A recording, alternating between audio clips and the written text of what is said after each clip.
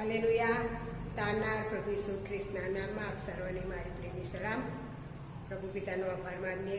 આજે નવેમ્બર માસનો 15મો દિવસ અને ત્રીજો રવિવાર આપણા જીવનમાં આવ્યો છે, માટે આપણે પ્રભુનો જ આભાર માનીએ.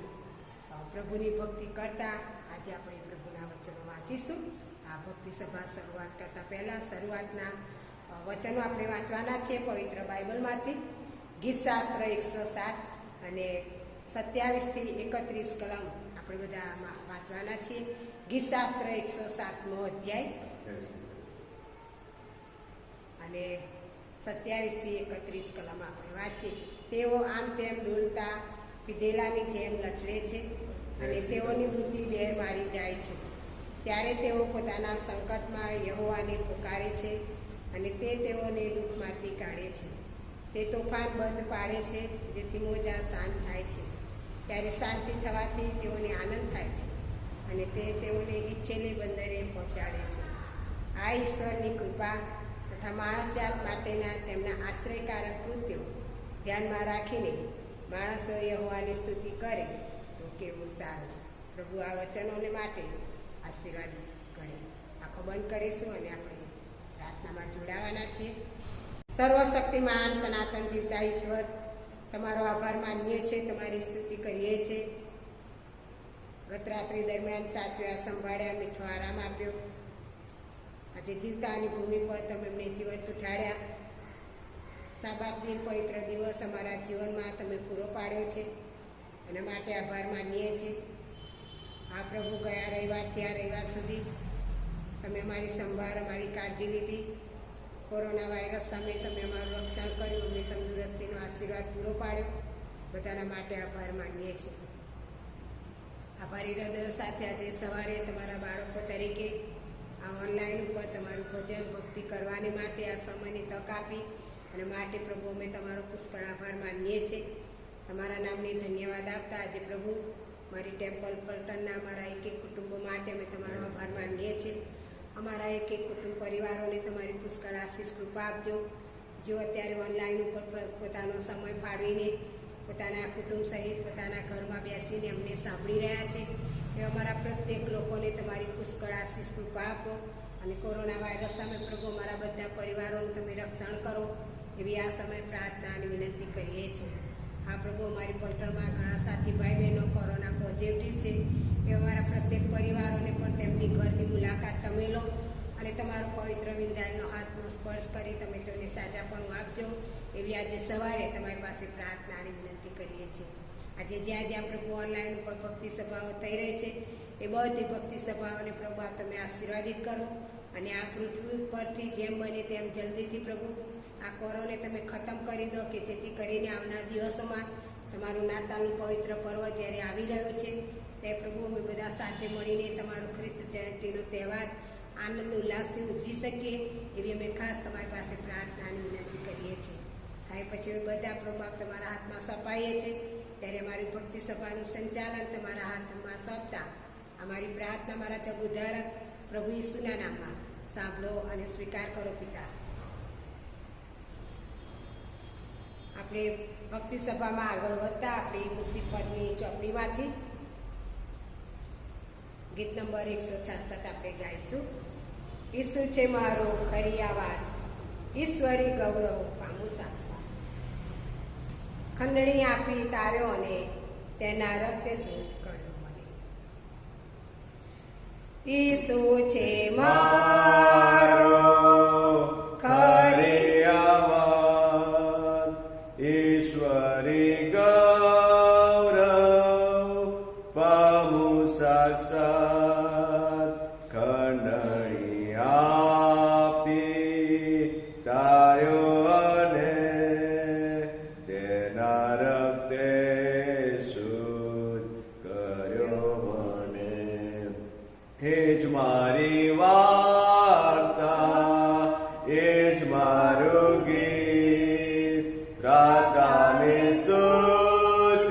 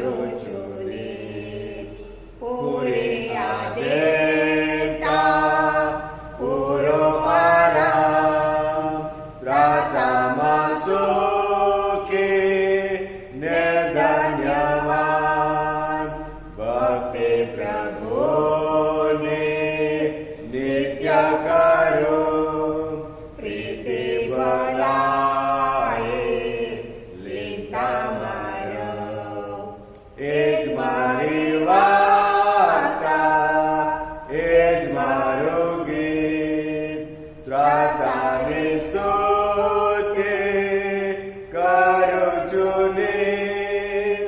એ જ મારી વાર્તા, એ જ મારું ગીત, ત્રાતાની સ્તુતિ કરું છું નીત.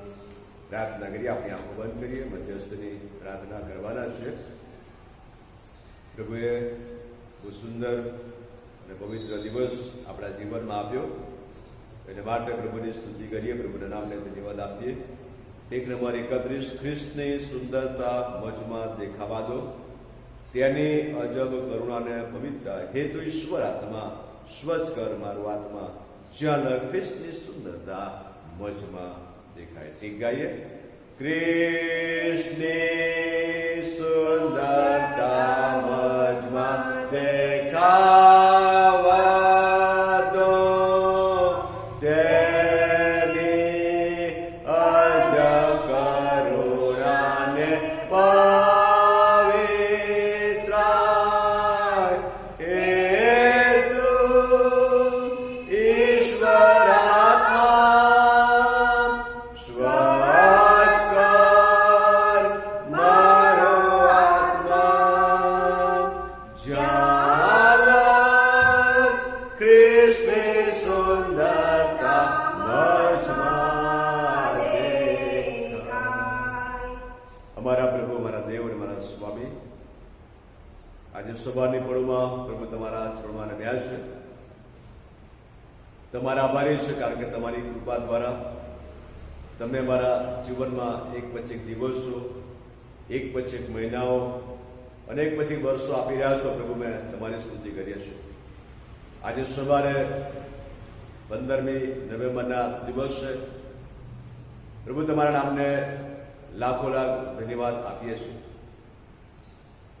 પ્રભુ, આજે ઘણા બધા લોકો મુશ્કેલ પરિસ્થિતિમાં છે.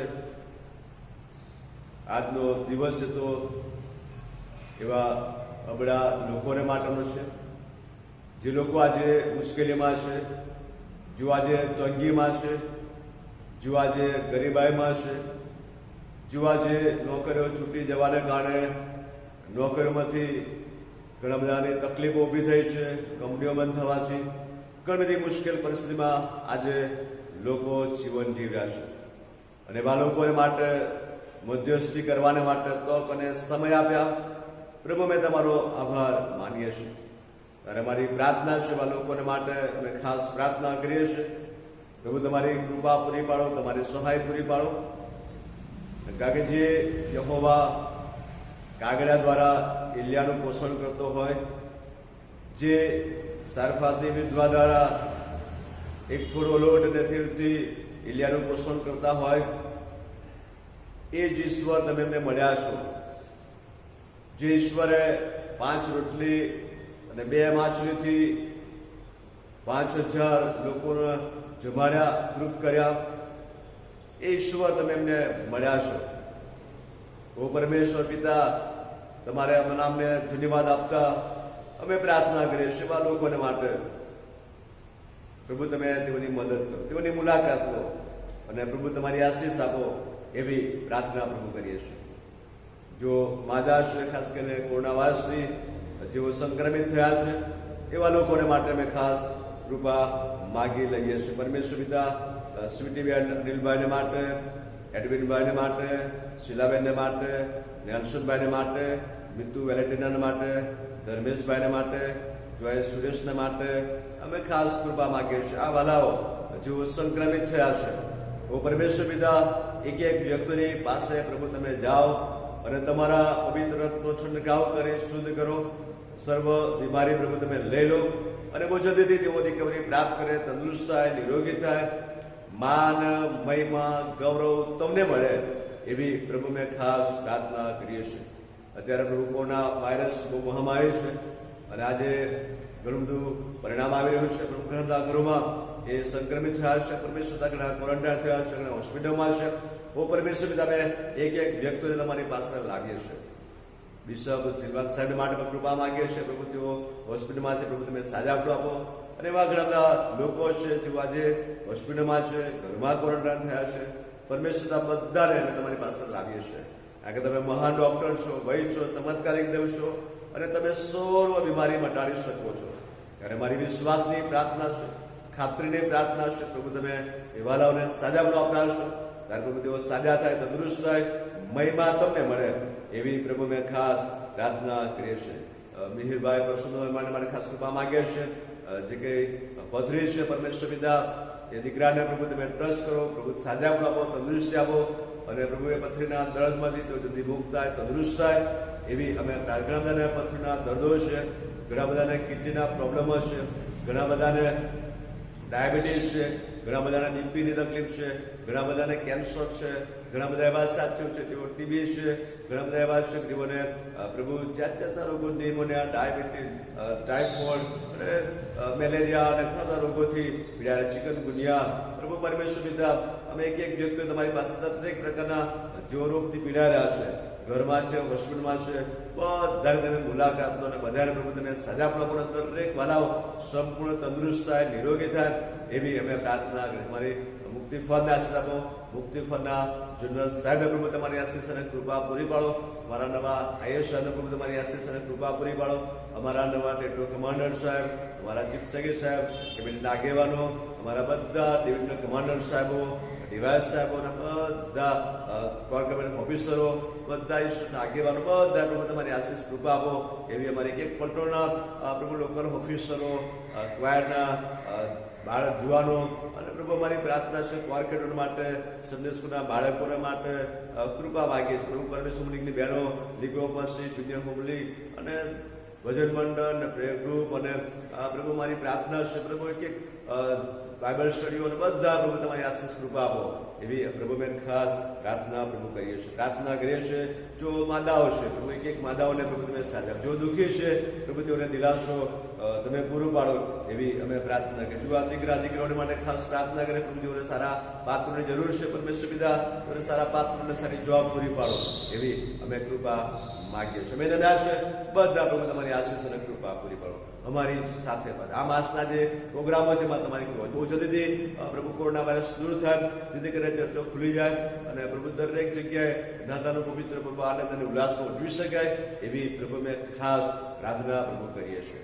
અમારા બધાના જીવનો તમારા હાથમાં સોંપતા પ્રાર્થના પરમેશ્વર ખ્રિસ્ત દ્વારા કરીએ. સાંભળો, માન્ય કરો. મુક્તિપદના ગીતના પુસ્તકમાંથી 44 નંબરનું ગીત આપણે ગાવાના છે. એ પહેલા જાહેર ખબરો સાંભળીએ. ગીત નંબર 44 અને એ આપણે કાઢી રાખીએ. એ પહેલા જાહેર ખબરો સાંભળીએ. 2021નું કેલેન્ડર આપણે અમદાવાદ બ્રાન્ચને સ્પોન્સર કરવાનું છે. એક પેજની કિંમત એ 13,000 રૂપિયા છે અને લોકો બધા જ સ્પોન્સર થઈ ગયા છે, પણ મે અને ઓગસ્ટ 2 બાકી છે. તો એમાં તમારું નામ વધારશો, કારણ કે પ્રભુએ આપણે પુષ્કળ આશીર્વાદો આપ્યા છે. આપણે ચોક્કસ એમાં આપણી ભાગીદારી નોંધાવવી જોઈએ અને આપણે પ્રભુની સેવાના માટે તૈયાર થવું જોઈએ. લોકો 10 થી 12 જણને કહ્યું પણ રિસ્પોન્સ નામ આવ્યો, ખબર નહીં કે આમ શું છે, પણ પરમેશ્વર પિતા તમારા બધાની સાથે વાત કરે અને એમાં આપણે તૈયાર થઈએ અને પ્રભુને આપણે મહિમા આપીએ. ડિસેમ્બર માસ પહેલા તેઓના માસિક દાનો બાકી છે. પ્રભુના મહેમાન માટે તમારા દાનો લાવશો, કારણ કે ઘણા બધા લોકો રેગ્યુલર દાનો મોકલાવે છે. ધન્યવાદ આપીએ છીએ. જેઓના બાકી છે ત્યારે તમે ડિસેમ્બર તમે પૂર્ણ કરશો એવી હૃદયથી પ્રાર્થના કરીએ છીએ. નાતાલના સમય દિવસમાંથી કીટ વિતરણનું આયોજન કરવાનું છે અને કીટની કિંમત 1,000 રૂપિયા છે. તો કોઈ 5 કીટ કરી શકે, કોઈ 10 કીટ, તમારી જે સ્વેચ્છા અને એ પ્રમાણે તમે એમાં સ્પોન્સરશીપ વધારશો, સહકાર આપશો એવી ખાસ વિનંતી છે. જેમના જન્મદિવસો ગયા છે, આવનાર છે, જેમની મેરેજ એનિવર્સરી ગઈ છે, આવનાર છે, તેમને મેં શુભેચ્છાઓ પાઠવે છે. અમારી પ્રાર્થનામાં યાદ કરીએ છીએ. તમારા લિસ્ટ અમે જોઈએ છીએ. તમારા માટે ખાસ પ્રાર્થના અમે કદાચ આવી શકતા નથી, પણ અમે તમારા માટે ખાસ પ્રાર્થનાઓ કરીએ છીએ. ત્યારે જેઓ અમને બોલાવે છે તેમના દિવસોમાં એમના ઘરે જઈએ છીએ, પ્રાર્થનાઓ કરીએ છીએ. ત્યારે પ્રભુ ચોક્કસ તમને આશીષ આપે, પ્રભુ તમારી સંભાળ લે અને નવા દિવસોમાં પ્રભુ તમને કૃપા કરે એવી અમારી. જ્યારે તમે બીમાર થાવ, કોઈ તકલીફમાં હોય, ચોક્કસ તમે બાળક તરીકે જણાવશો. ઘરના સાથીઓ તરત તમને જાણ કરશે અમારામાં આ બીમાર છે અને તરત જ એમના માટે ખાસ પ્રાર્થનાઓ કરીએ છીએ અને વિશેષ કરીને જે આપણી જે સુવિધા છે મોબાઈલમાં અમે મૂકી દઈએ છીએ પ્રાર્થના વિનંતીમાં, જેથી કરીને બધા લોકો એમના માટે ખાસ ઘણા બધા લોકો એમના માટે 300 થી 400 વ્યક્તિઓના માટે પ્રાર્થના કરે છે, એટલા બધા લોકો, અને એ આપણા માટે બહુ અગત્યનું છે. એટલે ખાસ બીમાર થઈ ગયા કોઈ પણ વિના સંકોચ છે એમને જણાવશો, જેથી કરીને તમે તમારા માટે મેં ખાસ પ્રાર્થનાઓ કરી શકીએ. મેજર કબીર સાહેબ અને મેજર પુષ્પાબેનના દીકરા પંકજના લગ્ન 21/11/2020 રોજ ભાલેજ મુકામે થનાર છે, અને 22મી તારીખે રિસેપ્શન રાત્રે સાંજે 7 વાગે આણંદ તુલસી કનારા પાસેનું ઘર છે ત્યાં રાખેલ છે. તો તેમાં દરેક લોકોનું આમંત્રણ છે. તો ખાસ વિનંતી છે કે તમે દરેક લોકોમાં જશો, પ્રાર્થના સહિત અને પ્રાર્થના કરશો એવી વિનંતી કરવામાં આવશે. અમદાવાદ પ્રાંતના દરેક પલટના બાળકો માટે ગિફ્ટની જરૂર છે, તેમાં પણ તમે સહકાર આપવા માંગતા હો તો તેમાં પણ તમે તમારું ભાગીદાર પણ આપી શકો છો, અને પ્રભુના મહેમાન માટે તમે 2000, 5000 તમે જે તમને ઈચ્છા થાય તે તમે હેલ્પ બની શકો છો. આ દિવસોમાં આપણે ચોક્કસ પ્રભુના મહેમાન માટે કોઈક ને કોઈક રીતે આપણે પ્રભુનો હાથ બનવાનું છે, ઉદારવાનો હાથ, અને પ્રભુ તમને આશીષ આપે જે આપણે પ્રભુની સેવાને માટે ઉદાર બનીએ અને પ્રભુ આપણને સહાય પૂરી પાડે. પ્રભુ ચોક્કસ તમને આશીષ આપશે. પ્રભુ તમારા આખા વર્ષના સહકાર ખાસ મારા માટે ઘણા બધા સાથીઓ પ્રાર્થના કરે, ઘણા બધા ફોન આવે છે સાહેબ તમારા માટે પ્રાર્થના બહુ અગત્યની બાબત છે. બાળક માટે પ્રાર્થના કરવાની જરૂર છે, કારણ કે આ સમય હોય છે કે આપણે કોઈના ઘરે જઈ શકતા નથી, કોઈ આવી શકતા નથી. એવા સમયમાં આપણે છીએ ત્યારે ખાસ આપણું હથિયાર એ પ્રાર્થના છે, અને એ પ્રાર્થના ચાલુ રાખીએ અને પ્રભુને મહિમા આપે. ભજન નંબર 44 ગાવાના છે, અને વિજયભાઈ છે ભજન નંબર 44.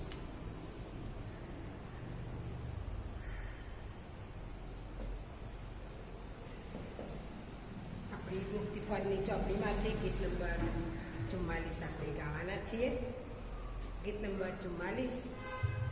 જીવનનો ઝરો છે પ્રભુ ઈસુ, તેમાં છે જીવનનું જળ, ઝરો છે પ્રભુ ઈસુ, જીવનની રોટલી છે પ્રભુ ઈસુ, તૃપ્તિ સદાની પમાય રોટલી છે પ્રભુ ઈસુ, ન્યાયનો સૂરજ છે પ્રભુ ઈસુ, આપે છે તે અજવાળ સૂરજ છે પ્રભુ ઈસુ, હૃદયનો રાજા છે પ્રભુ ઈસુ, શાંતિનો છે સરદાર, રાજા છે પ્રભુ ઈસુ, પાપીનો તારનાર છે પ્રભુ ઈસુ,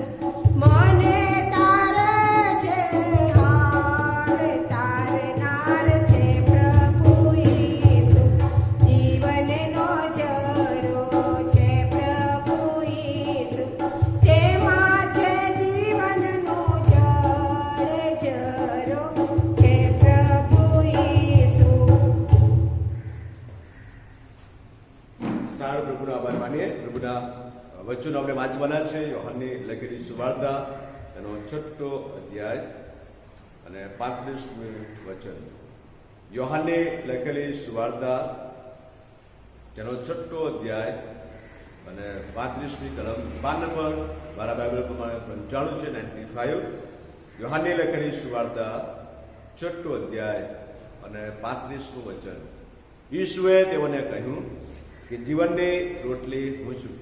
જે મારી પાસે આવે છે તેને ભૂખ નહીં જ લાગશે, અને જે મારા પર વિશ્વાસ કરે છે તેને કદી તરસ નહીં જ લાગશે. પ્રભુના વચન માટે પ્રભુનો આભાર માનીએ. આવો ટૂંકી પ્રાર્થના કરીએ. સ્વર્ગીય પિતા, સ્તુતિ કરતા પ્રભુ, આજે તમારી સમક્ષતામાં નમ્યા છે, તમારા વચનો તરફ જવાના છે. પ્રભુ પરમેશ્વર, તમે તમારું જ્ઞાન, ડાપણ, શક્તિ, સામર્થ્ય, બુદ્ધિ, ચાતુર્ય તમે આપો. અમે બોલીએ, સાંભળીએ, જીવનમાં ઉતારીએ અને તમને મહિમા મળે એવી પ્રાર્થના કૃપા માંગીએ છીએ. પ્રભુ સુધા તમે મારા જીવનમાં પણ આવો. પ્રભુ મને ટચ કરો, બોલવા માટે સામર્થ્ય આપો અને મુદ્દાનો ઉપયોગ કરો. અમારી સાથે પ્રાર્થના પ્રભુ શ્રી ખ્રિસ્ત દ્વારા કરીએ. સાંભળો, માન્ય કરો. સારું, પ્રભુનો આભાર માનીએ. પ્રભુના નામને આપણે ધન્યવાદ આપીએ. આજે સવારે આપણે જ્યારે મળ્યા છે ત્યારે આપણે દરરોજ કંઈ ને કંઈક બાબતો વિશે વિચારતા હોઈએ છીએ. અને આજે આપણે પ્રભુ ઈસુ ખ્રિસ્ત આ પૃથ્વી પર હતા ત્યારે પ્રભુ ઈસુ ખ્રિસ્તે પોતાના વિશે 7 બાબતો જણાવી હતી અને એ આ પ્રમાણે હતી. પ્રભુ ઈસુ ખ્રિસ્તે કહ્યું કે હું જીવનની રોટલી હું છું. તો કદાચ તમે વાંચો યોહાન 6:35 લખ્યું છે. ત્યારબાદ બીજું એમણે કહ્યું કે જગતનું અજવાળું હું છું, યોહાન 10:9 પ્રમાણે. પછી ત્યારબાદ કે હું ઉત્તમ ઘેટા પાળક છું, ઉત્તમ ઘેટા પાળક છું, યોહાન 10:11 પ્રમાણે. ત્યારબાદ પાંચમી બાબત પુનરુત્થાન તથા જીવન હું છું, યોહાન 11:25 પ્રમાણે. ત્યારબાદ છઠ્ઠી બાબત એમણે રજૂ કરી કે હું ખરો દ્રાક્ષવેલો છું, યોહાન 15:1 પ્રમાણે. અને સાતમી બાબત પ્રથમ તથા છેલ્લો હું છું, પ્રકટીકરણ 1 અને 7. આ 7 બાબતો પ્રભુ ઈસુ ખ્રિસ્તે પોતાના વિશે જણાવી. અને બીજી બાબત જે બીજી 6 બાબતો છે એ પણ પ્રભુ ઈસુ ખ્રિસ્તે જણાવી. અને તો આ પ્રમાણે છે, પ્રભુ હું પ્રભુ તારો ત્રાતા તથા તારો છોડાવનાર છું, યશાયા 60:16 પ્રમાણે. પછી રસ્તો સત્ય તથા જીવન હું છું, યોહાન 14:6 પ્રમાણે. હું આલ્ફા તથા ઓમેગા છું, પ્રકટીકરણ 1:8 પ્રમાણે. ઇબ્રાહિમનો જન્મ થયા પહેલાનો હું છું, યોહાન 8:58 પ્રમાણે. જે જીવે છે તે હું છું, પ્રકટીકરણ 1:18. હું પ્રભાતનો પ્રકાશિત તારો છું, પ્રકટીકરણ 22:16. આ બધી બાબતો પ્રભુ ઈસુ ખ્રિસ્તે આ 7 દર રવિવારે આપણે 7 બાબતો વિશે વિચારવાના છે. અને પહેલી બાબત છે કે જીવનની રોટલી હું છું. માણસ આ જગતમાં છે અને એને ખાધા વગર ચાલે નહીં, રોટલી વગર ચાલે નહીં. માણસ કદાચ 1-2 દિવસ ન ખાય તો તરત જ એનામાં વીકનેસ આવી જશે, તરત જ એમાં એના શરીરમાં ફેરફાર થશે, તરત એનું શરીર સુકાવા લાગશે અને એનામાં નબળાઈ આવી જશે, ચાલવાની શક્તિ નહીં રહે, કારણ કે એને ખોરાક બંધ કર્યો છે. એ કદાચ 1-2 દિવસ પછી 3 દિવસ 4 દિવસ કદાચ મહિના સુધી ન ખાય તો એના શરીરમાં ઘણી પરિણામ આવે છે, કદાચ એ મરણને સરળ પણ થઈ જતા હોય છે. અને આ રોટલીની વાત લખવામાં આવી છે. અને આગળ પ્રભુ ઈસુ ખ્રિસ્ત કહે છે કે આજે આપણે જીવનની રોટલી વિશે વિચારે છે. પેલી રોટલી એ આપણા શરીરને ટકાવી રાખવાને માટે છે અને એ જ પ્રમાણે આત્મિક જીવનને માટે પણ રોટલીની જરૂર છે. અને એ રોટલી પ્રભુ ઈસુ ખ્રિસ્ત છે, પ્રભુ ઈસુ ખ્રિસ્તના વચનો છે, પ્રભુ ઈસુ ખ્રિસ્તે જે બોલેલા એ બાબતો છે. અને એ આપણા જીવનને માટે રોટલી છે. અને એ રોટલીને આપણે વાગોળીએ છીએ, એ રોટલીને વાંચીએ છીએ, એ રોટલીને આપણા જીવનમાં ઉતારીએ છીએ, ત્યારે આપણું આત્મિક જીવન ટકી રહેશે. આપણે ફક્ત જીવવા ખાતર જીવતા હોઈએ છીએ ત્યારે રોટલીની જરૂર પડે, પણ જ્યારે આપણે પ્રભુને માટે જીવવાનો પ્રયત્ન કરીએ છીએ ત્યારે એ રોટલીની જરૂર પડે છે. એટલા માટે આજે આપણે વિચાર કરીએ તો યોહાનની લખેલી સુવાર્તા 1 અધ્યાય 4થા વચનમાં લખ્યું છે, તેનામાં જીવન હતું અને તે જીવન માણસોનું અજવાળું હતું. પ્રભુ ઈસુ ખ્રિસ્તનામાં જીવન હતું અને એ જીવન માણસોનું અજવાળું. પ્રભુ ઈસુ ખ્રિસ્ત આપણને જીવન આપવા માટે આવ્યા, કારણ કે આપણે મરેલા હતા, આપણે આત્મિક રીતે આપણું મરણ થતું હતું. અને એટલા માટે પ્રભુ ઈસુ ખ્રિસ્ત આ પૃથ્વી પર આવ્યા કે કોઈ પણ માણસ આત્મિક રીતે મરણ ન પામે. દૈહિક તો મરણ છે અને છે, દરેકના માટે દૈહિક મરણ છે. કોઈ એવું ન કહી શકે હું દૈહિક રીતે મરવાનો નથી, દરેકને માટે દૈહિક મરણ છે. પણ બીજું જે મરણ છે, જેમ પ્રકટીકરણ જણાવે છે તે કે બીજું મરણ એ ન થાય, આત્મિક રીતે આપણું મરણ ન થાય, આપણે આત્મિક રીતે નાશમાં ન જાય, એટલે કે નરકમાં ન જઈએ. એટલા માટે પ્રભુ ઈસુ ખ્રિસ્ત આ જગતમાં આવે, આપણે નાશ ન પામીએ. અને એટલા માટે પ્રભુ ઈસુ ખ્રિસ્ત આ જગતમાં આવે, એટલા માટે કહે છે કે તેનામાં જીવન હતું અને તે જીવન માણસોનું અજવાળ. પ્રભુ ઈસુ ખ્રિસ્ત એ જીવન બનીને આવ્યા, એ જીવન આપણને મળ્યું. જેટલાએ તેના નામ પર વિશ્વાસ કર્યો તેટલાને તેણે દેવના છોકરા થવાનો અધિકાર આપ્યો. એટલે કે પ્રભુ ઈસુ ખ્રિસ્તનો સ્વીકાર કરવાથી આપણે ઈશ્વરના બાળકો બની ગયા, ઈશ્વરના દીકરા દીકરીઓ તરીકે ગણાવા લાગ્યા. અને એ હક આપણને મળ્યો. જે હક છીનવાઈ ગયો હતો, જે હક શેતાને છીનવી લીધો હતો, જે હક શેતાને એના કબજામાં રાખ્યો હતો, એ હક ફરી પ્રભુ ઈસુ ખ્રિસ્તના આવ્યા પછી આપણને મળ્યો. કારણ કે પ્રભુ ઈસુ ખ્રિસ્ત ઈશ્વર જ્યારે માણસને ઉત્પન્ન કર્યો આદમ અને હવાને, ત્યારે કે દરરોજ એમની રૂબરૂ મુલાકાત લેતા હતા, સવાર સાંજ એમની મુલાકાત લેતા હતા, એમની સાથે મોઢામોઢ વાત કરતા હતા. એક સંગા કે પિતા અને પુત્રનો એક સંબંધ હતો અને એ સંબંધ પાપ આવ્યા પછી તૂટી ગયો, અને એટલા માટે કે છે કે તેનામાં જીવન હતું અને તે જીવન માણસોનું અજવાળ, એટલે કે પ્રભુમાં જ સાચું આત્મિક જીવન છે. જે તેના માર્ગમાં ચાલે છે તે અજવાળામાં ચાલે છે. એટલે કે જે તારણ પામેલા છે તે વ્યસન કરશો નહીં, ખોટી ચાડી કરશો નહીં, ખોટી નિંદા કરશો નહીં, અને કોઈની અદેખાઈ કરશો નહીં, કોઈ બાળકનું અપમાન કરશો નહીં, કોઈના બાળકના વિશે કશું બોલશે નહીં કે આ કામ નથી કરતા, આમ નથી કરતા ને એવું બધું. જે બધી બાબતો છે એ જે ગૌણ બાબતો છે એ તરફ લક્ષ ના. એ એક જ વસ્તુ કે છે, મારે મારા આત્મા માટે શું કરવું જોઈએ, મારો આત્મા નાશ ન પામે માટે મારે શું કરવું જોઈએ. બીજા શું કરે છે, મારા આત્મા માટે શું, અને હું બચી ગયો છું અને હવે મારે બીજાને બચાવવાના છે, મારે એમને સત્ય બાબત જણાવવાની છે. આ એના જીવનનો ગોરવાય જે તારણ પામેલો છે એના માટે. જે તારણ નથી પામેલો એ એનામાં મન ફાવે એમ જીવન જીવશે, ચાડીએ કરશે, બધું જ કરશે. પણ જે તારણ પામેલો છે એટલા માટે બીજી બાબત યોહાનની લખેલી સુવાર્તા 3 અધ્યાય 36 વચનમાં કહે છે, દીકરા પર જે વિશ્વાસ કરે છે તેને અનંત જીવન છે, પણ દીકરાનું જે નથી માનતો તે જીવન નહીં દેશે, પણ તેના પર દેવનો કોપ રહે છે. બહુ ગજબની બાબત અહીં ખુલ્લી કરવામાં આવી છે કે જે દીકરા પર એ વિશ્વાસ કરે છે તે અનંત જીવન પામે છે. એટલે કે ઈસુ પર જે વિશ્વાસ કરે છે તેને અનંત જીવન મળશે, અને જે ઈસુનું કયું માનતા નથી તેના પર દેવનો કોપ આવશે. દેવનો કોપ આવશે. અને જ્યારે દેવનો કોપ આવે કેવી ભયંકર પરિસ્થિતિ આવે. જો તમે સદોમ અને ગોમોરાનો વિચાર કરો, ત્યાં દેવનો કોપ આવ્યો, કેવી પરિસ્થિતિ થઈ અને વિનાશ થયો. અને એના વખતમાં, યુનાના વખતમાં નીનવે પર કેટલો ભયંકર કોપ, પણ એ યુનાને કહેવામાં આવ્યું. અને યુના જયારે ગયો ને તેઓ પસ્તાવો કર્યો ત્યારે નીનવે બચ્યું. જો ન કયો હોત તો એ ન બચ્યો. એટલા માટે પ્રભુનો સેવક આપણને બહુ ગજબની બાબત કહે છે, દીકરા પર વિશ્વાસ. એટલે કે પ્રભુ ઈસુ ખ્રિસ્ત પર આપણે પૂરેપૂરો વિશ્વાસ કરવાનો છે. પ્રભુ ઈસુ ખ્રિસ્તને કહેવાનું છે કે પ્રભુ ઈસુ ખ્રિસ્ત આ કોરોનાને મટા, પ્રભુ ઈસુ ખ્રિસ્ત તું ધારણ પામે, પ્રભુ ઈસુ ખ્રિસ્ત દરેક લોકો ધારણ પામે. અને આ બાબત બહુ અગત્યની છે. અને જો કદાચ પ્રભુનું નહીં માનીએ તો કોપ આપણા પર આવશે, કોપ આપણા પર આવશે. એટલા માટે કોપના આપણે ભાગીદાર ન કરીએ, પણ આપણે આશીર્વાદના ભાગીદાર બનીએ. એટલા માટે આજે સવારે પ્રભુ પર પૂરો વિશ્વાસ કરવાની જરૂર છે.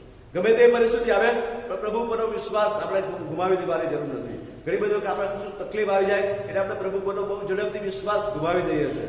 અને એ પરિસ્થિતિમાં, એ મુશ્કેલીના સમયમાં પણ પ્રભુ ઈસુ ખ્રિસ્ત પર વિશ્વાસ કરવાની જરૂર છે. પ્રભુ ઈસુ ખ્રિસ્ત પર પૂરેપૂરો શ્રદ્ધા રાખવાની જરૂર છે. પ્રભુ ઈસુ ખ્રિસ્તમાં આપણે પૂરેપૂરી શ્રદ્ધા, કારણ કે પેલો જમાદાર એમ કે છે, પ્રભુ તું મારા છાપરા તળે આવે એવો હું યોગ્ય નથી, માત્ર તું શબ્દ બોલ એટલે મારો ચાકર સારું થશે. ફક્ત પ્રભુને શબ્દ બોલવાની વાત કરે, પ્રભુ તું શબ્દ જ બોલ અને મારો ચાકર સાજો થશે. કેટલો બધો એ વિશ્વાસ હતો. અને એવો વિશ્વાસ તો આપણી પાસે છે. આપણે તો વિશ્વાસ ન થકી જઈએ છીએ. એટલા માટે આજે સવારે પ્રભુ ઈસુ ખ્રિસ્ત જે જીવનની રોટલી છે એને એનામાં ચાલવાનું છે, જેથી કરીને અજવાળું મળે. એના પર વિશ્વાસ કરવાનો છે એટલે અનંત જીવન મળે. ત્યારબાદ પેલો યોહાન 5:11-12 કહે છે, એ સાક્ષી એવી છે કે દેવે આપણને અનંત જીવન આપ્યું ને આ જીવન તેના પુત્રમાં છે. જેને દેવનો પુત્ર છે તેને જીવન છે, અને જેને દેવનો પુત્ર નથી તેને જીવન નથી. પ્રભુનો પુત્ર પ્રભુ ઈસુ ખ્રિસ્ત એટલે જેને પુત્ર છે તેને જીવન છે. અને પ્રભુ ઈસુ ખ્રિસ્ત પુત્ર તરીકે આવ્યા. અને એટલા માટે કહે છે પિતા, પુત્ર અને પવિત્ર આત્માના નામે. 3 બાબતો આપણે કહીએ. પિતા કહીએ છીએ, 3 દેવ છે એવું આપણે માનતા નથી. 3 એક જ છે. ઘણા બધા લોકો 3 દેવ કહે છે. 3 દેવ નથી. ત્રિએક માનીએ છીએ, પણ ઈશ્વર કે જેમણે આ સૃષ્ટિનું સર્જન કર્યું, ઈસુ એ આપણા માટે, આપણને છોડાવવા માટે સીમિત બન્યા, આ જગતમાં આવ્યા પુત્રના રૂપમાં, અને હવે પવિત્ર આત્માનું કોઈ ઈશ્વર આપણી સાથે મોળામોળ વાત કરે છે પવિત્ર આત્મા દ્વારા. અને એટલા માટે કે જે યોહાનની લખેલી સુવાર્તા 6 અને 35 જે વાંચ્યું આપણે, કે ઈસુએ તેઓને કહ્યું કે જીવનની રોટલી હું છું, જે મારી પાસે આવે છે તેને ભૂખ નહીં જ લાગશે. જે મારી પાસે આવે છે તેને ભૂખ નહીં જ લાગશે. કેટલી ખાતરી સાથે જે પ્રભુ ઈસુ ખ્રિસ્તની પાસે આવે છે એને ભૂખ નહીં લાગે. અને એટલા માટે આપણે ગીતમાં ગાયું કે જીવનનો ઝરો છે પ્રભુ ઈસુ, જીવનની રોટલી છે પ્રભુ ઈસુ, તૃપ્તિ સદાની કમાય રોટલી છે. પ્રભુ ઈસુ ખ્રિસ્ત એ રોટલી છે. અને એ પ્રભુ ઈસુ ખ્રિસ્ત એટલા માટે એમણે રોટલી કહી કારણ કે આપણા માટે ભાગવામાં આવી. પોતાનું આખું શરીર એમણે આપણા માટે ભાગી દીધું. આખું શરીર તેમણે આપણા માટે સ્વાધીન કરી દીધું. પૂરેપૂરા સમર્પિત થઈ ગયા.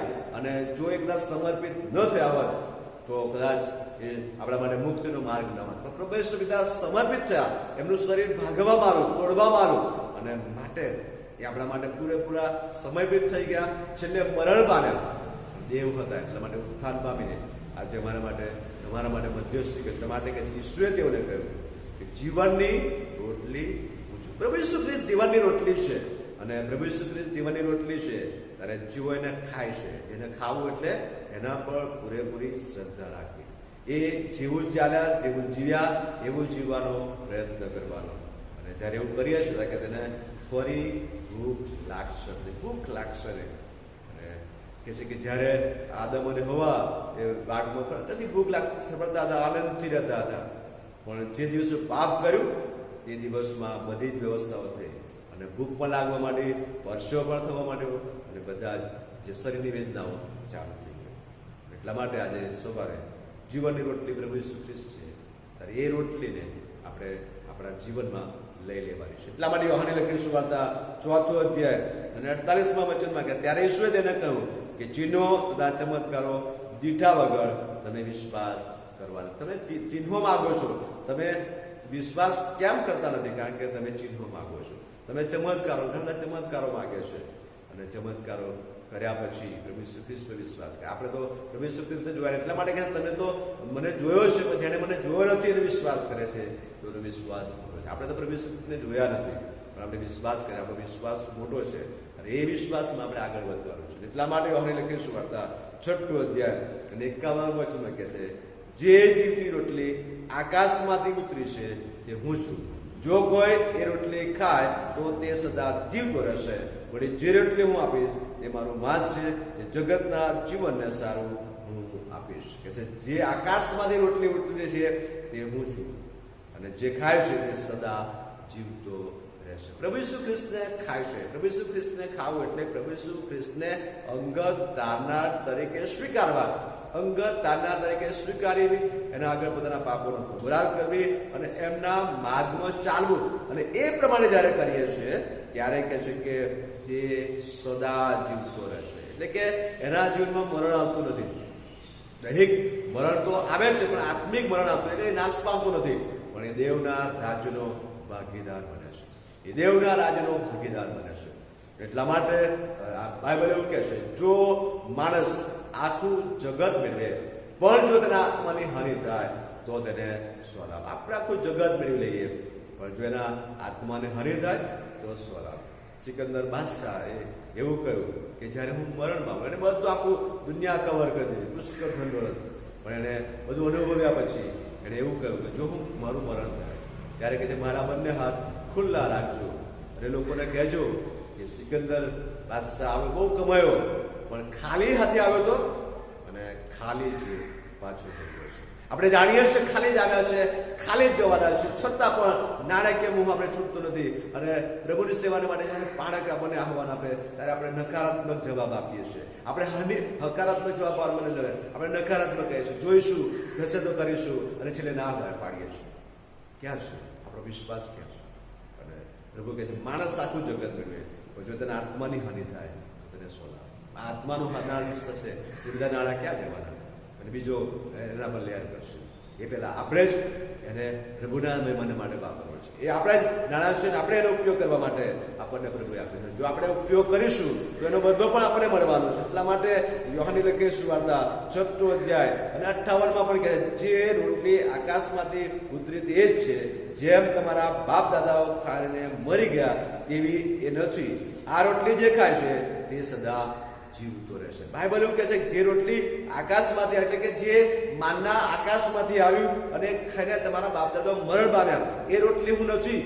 હું તો જીવતી રોટલી છું. હું તો જીવતી રોટલી એટલે કે હું તમને જીવન આપવા માટે આવ્યો છું, હું તમને જીવન આપવાનો છું. પણ એટલા માટે કહે છે કે જે રોટલી આકાશમાંથી આવી છે તો હું પોતે છું. એટલા માટે કે જે ખાશે તે જીવતો રહેશે.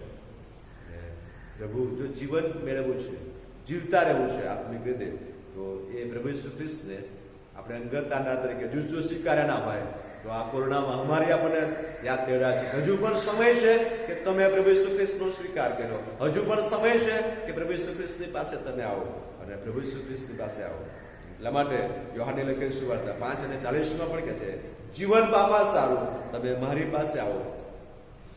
આવવા ચાહતા નથી, કે છે તમે જીવન પામવા સારું મારી પાસે આવવા ચાહતા નથી. પ્રભુની પાસે આપણે જવા ચાહતા નથી. કેમ નહીં જવા ચાહતા? કારણ કે આપણી પાસે કોઈ વ્યસન છે, કોઈ એવી બાબત છે જેને લઈને આપણે પ્રભુની પાસે જતા નથી. કારણ કે જો પ્રભુની પાસે જઈએ તો એ વ્યસનને છોડી દેવું પડે, એ જૂની કુટેવને છોડી દેવી પડે, પણ એમને છોડવું નથી. એટલા માટે પ્રકટીકરણ 7:16 પણ કહે છે, તેઓને ફરી ભૂખ લાગશે નહીં અને ફરી તરસ લાગશે નહીં, અને સૂર્યની ઝાળ અથવા કોઈ પ્રકારનો તાપ તેઓના પર પડશે. જેઓ પ્રભુ ઈસુ ખ્રિસ્તમાં જીવન જીવતા મરણ પામે છે એમને માટે લખવામાં તેઓને ફરી ભૂખ લાગશે નહીં, ફરી તરસ પણ લાગશે નહીં, અને સૂર્યની ઝાળ અથવા કોઈ પ્રકારનો તાપ તેઓના પર પડશે. કેટલી ગજબની બાબત ખુલ્લી કરવામાં આવી છે પ્રકટીકરણ 7:16 પ્રમાણે. આપણે ઘણા બધા મરણ પામે છે, આપણે બહુ જ નિખાલસ સાથે કહી દઈએ છીએ તેઓ સ્વર્ગમાં ગયા છે, તેઓ સ્વર્ગમાં છે. પણ વાલાઓ, શું સ્વર્ગમાં હશે? ખાતરી છે?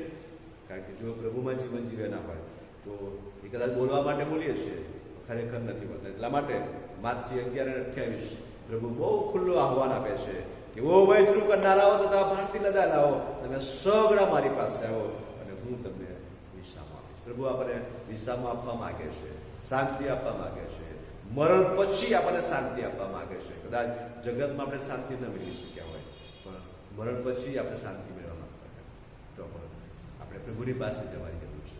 પ્રભુની પાસે આપણે પ્રભુનો અંગત તારનાર તરીકે સ્વીકાર કરો. એની આગળ તમારા પાપો આપણે પ્રભુને આગળ લાવીએ અને પાપોની કબૂલાત કરીએ અને એના માર્ગમાં ચાલીએ. કારણ કે 35મા વચનમાં કહે છે, ઈશ્વરે તેમને કહ્યું, જીવનની રોટલી હું છું, જે મારી પાસે આવે છે તેને ભૂખ નહીં જ લાગશે. બહુ ખાતરી સાથે મારી પાસે આવે છે એને ભૂખ નહીં જ લાગશે, અને જે મારા પર વિશ્વાસ કરે છે તેને તરસ લાગશે. કેટલી ગજબની બાબત! આવો આજે પ્રભુના વચનો દ્વારા પ્રભુએ આપણને ઉત્તેજન આપ્યું છે, ત્યારે આપણે એ જીવનની રોટલી જે પ્રભુ ઈસુ ખ્રિસ્ત છે એને સ્વીકારીએ, એને જીવનમાં ઉતારીએ, જેથી કરીને ગમે તે મુશ્કેલી આવે, ગમે તેવા પરીક્ષણ આવે તો પણ આપણે જય પામી શકીએ. પ્રભુ આ વચનો સમજવા આપણી સહાય કરી. આવો આપણી આંખો બંધ કરીએ, પ્રાર્થના કરીએ. સ્વર્ગીય પિતા, તમારી સ્તુતિ કરતા આજે સવારની પળોમાં પ્રભુ મેં તમારી વિશે વિચારી શક્યા અને તમે કહ્યું છે હું જીવનની રોટલી છું. પરમેશ્વર પિતા, તમે જીવનની રોટલી છો અને જેવો તમારી પાસે આવે છે, અંગત તારનાર તરીકે તમારો સ્વીકાર કરે છે, પોતાના પાપોનો એકરાર કરે છે, જૂના સ્વભાવ અને જૂની બધી બાબતો મૂકીને તમારા માર્ગમાં ચાલે છે, એ માણસ છેલ્લા સમયે મરણ પછી ગમે ત્યારે તેમનું મરણ થાય, નાની ઉંમરમાં થાય, મોટી ઉંમરમાં થાય કે પાકી ઉંમરમાં થાય, પણ જ્યારે પણ તેમનું મરણ થાય ત્યારે તેઓ અનંત જીવન પામે છે. તેઓ બીજું મરણ તેમના જીવનમાં આવતું નથી. ઓ પરમેશ્વર, બાબતને માટે અમે તમારો આભાર માનીએ. એ રોટલી તમે છો, કારણ કે તમે જીવતી રોટલી છો, તમે આકાશમાંથી આવેલી રોટલી છો, તમે પવિત્ર રોટલી છો જે અમને મળી છે. પ્રભુ, અમે તમારો આભાર માનીએ છીએ. ત્યારે પ્રભુ, આજે મેં સવારે તમારી પાસે આવ્યા છે, ત્યારે શું હજુ સુધી અમે તમારો અંગત તારનાર તરીકે સ્વીકાર કર્યો છે? જો નથી કર્યો તો હજુ પણ સમય છે, હજુ પણ તક છે કે અમે તમારો અંગત તારનાર તરીકે સ્વીકાર કરીએ. ખ્રિસ્તી કુટુંબમાં જન્મ્યા એટલે ખ્રિસ્તી બની જતા નથી, અમે ખ્રિસ્તના થઈ જતા નથી. અમે ખ્રિસ્તી છીએ પણ ખ્રિસ્ત વગરના છીએ. આજે પ્રભુ, મેં તમારી પાસે આવ્યા છે અને તમારો અંગત તારનાર તરીકે સ્વીકાર કરે છે. અમારા પાપોની મેં કબૂલાત કરીએ છીએ અને અમારા જૂના સ્વભાવ, જૂની કુટેવો અને જૂની બધી બાબતો મૂકીને તમારા માર્ગમાં ચાલવા માંગીએ છીએ. અને જ્યારે આવું કરીશું ત્યારે ચોક્કસ રોટલી અમે ખાધી કહેવાય, ત્યારે ચોક્કસ અમે અનંત જીવન પામીશું, ત્યારે ચોક્કસ અમે એ સ્વર્ગીય રાજ્યનો ભાગીદાર બની શકીશું, ત્યારે ચોક્કસ અમે એ વચનો સાંભળી શકીએ કે આવો મારા બાપના અસ્તિત્વ જગતનો પાયા નાખ્યા અગાઉ તમારે સારું સિદ્ધ કરવી જગ્યાનો વાસ હોય પામવાને માટે કૃપા કરો એવી પ્રાર્થના કરે. જેઓ પ્રભુ જોના લગ્ન મેરેજ એનિવર્સરી ગઈ, જોને પ્રભુ જન્મદિવસો ગયા, બધાને માટે કૃપા માગે છે. દરેકને પ્રભુ તમારી આશીષ કૃપા આપો, દરેકને તમે સહાય પૂરી પાડો એવી પ્રભુ પ્રાર્થના. દરેક માદાઓ દુઃખી નિરાશ દરેકને અમે તમારા હાથોમાં સોંપીએ છીએ. કદાચ મેં કોઈના નામ નથી જાણતા, કદાચ કોઈ એમના નામ જણાવ્યા નથી, પરમેશ્વર પિતા હવે બધા સાથીઓ જો બીમાર છે, એક એક વ્યક્તિ તમારી પાસે આવે છે પ્રભુ, દરેક વ્યક્તિની પાસે તમે જાઓ અને તેમના ઘરની મુલાકાત લો અને દરેક વ્યક્તિને તમે સંપૂર્ણ સાજા આપો એવી અમારી પ્રાર્થના. ખાસ કરીને નર્સ બહેનો માટે કૃપા માંગીએ છીએ, જેઓ કોરોના વોર્ડમાં મૂકવામાં આવે છે. અમારી પ્રાર્થના છે કે નર્સ બહેનો પ્રભુ તમારી આશીષ અને કૃપા પૂરી પાડો કે જેઓ આજે એ નોકરીમાં છે, એ જગ્યા ઉપર છે, ત્યારે પ્રભુ તમારી કૃપા જ્યારે કોવિડમાં મૂકવામાં આવે ત્યારે પ્રભુ તમે તેના માર્ગદર્શન દૂર બનજો, સંક્રમિત થવાથી તમે બચાવજો એવી પ્રભુ અમે ખાસ પ્રાર્થના કરીએ છીએ. પ્રભુ મારી પ્રાર્થના છે હવે પછીના દિવસોમાં દરેકને પ્રભુ તમારી કૃપા પૂરી પાડજો. મારા વડીલો, વૃદ્ધો, નાના બાળકો બધા પ્રભુ તમારી આશીષ અને કૃપા પૂરી પાડજો એવી પ્રભુ મેં ખાસ પ્રાર્થના પ્રભુ કરીએ છીએ. અમે નમેલા બધા જ પ્રભુ તમારા હાથોમાં સોંપાતા અમારા પાપ, ગુના, અપરાધો નહીં સમા માંગતા પ્રાર્થના પ્રભુ ખ્રિસ્ત દ્વારા કરીએ. જેને આ પ્રમાણે પ્રાર્થના કરતા શીખ્યું. આકાશ મનારા બાપ, તમારું નામ પવિત્ર બનાવ, તમારું રાજ્ય આવ, જેમ આકાશમાં તેમ આ પૃથ્વી પર તમારી ઈચ્છા પૂરી થાવ. દિવસ તમારી રોટલી આજ આપો, જેમ અમે અમારા ઋણને માફ કર્યા છે તેમ તમે અમારા ઋણને માફ કરો. અમને પરીક્ષા ન લાવો પણ ગુંડાથી મને છૂટકો કરો, કેમ કે રાજ્ય તથા પરાક્રમ તથા મહિમા સર્વકાળ તમારા છે. આમેન. અને આપણા દાનના પ્રભુ ઈસુ ખ્રિસ્તની કૃપા, દેવ આપણો પવિત્ર પ્રેમ, પવિત્ર આત્માની સંગ, શાંતિ, સલામતી આપણી સાથે, જો માદા દુઃખી નિરાશ સર્વની સાથે હાલથી પ્રભુના બીજા આગમન સુધી સદા ને સર્વકાળ સુધી રહો. Thank you.